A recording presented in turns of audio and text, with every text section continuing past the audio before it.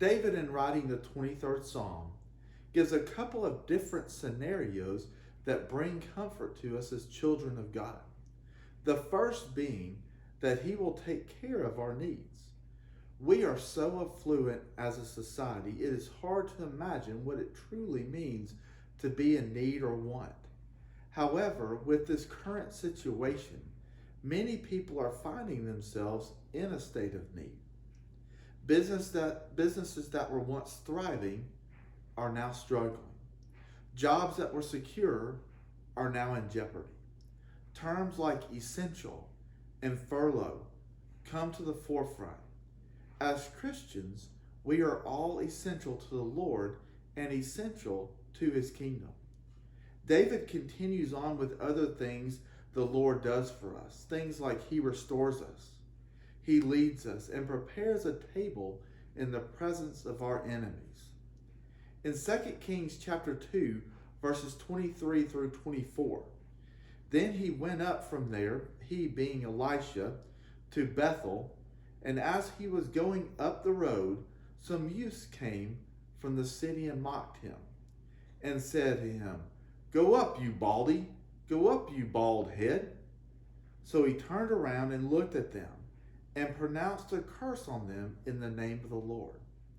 And 2 female bears came out of the woods and mauled 42 of the youths.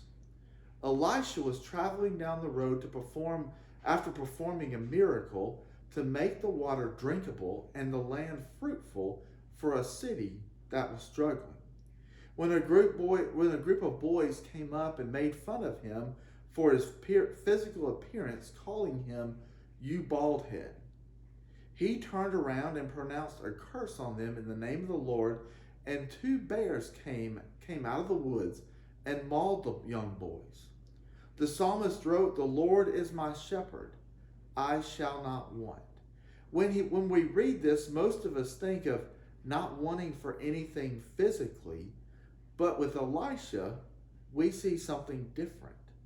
He was being made fun of for his physical appearance, and the Lord helped him find a way to take care of the negative influence in his life.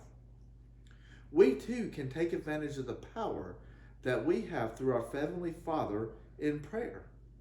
Odds are the solution that we have will not be the one that the Lord has and the one that comes that we are expecting. Elisha probably was not expecting 2 bears to come out of the woods to help take care of the situation. Galatians chapter 6 verse 9 reads, "And let us not grow weary while doing good, for in due season we will reap if we do not lose heart." We have talked about being content wherever we find ourselves. Paul, in writing to the Galatians, continues this thought with continuing to do good no matter where we find ourselves. If we find ourselves in the midst of turmoil and tragedy, God will continue to provide the things that we need. He knows what we need, and he knows how to fulfill those needs.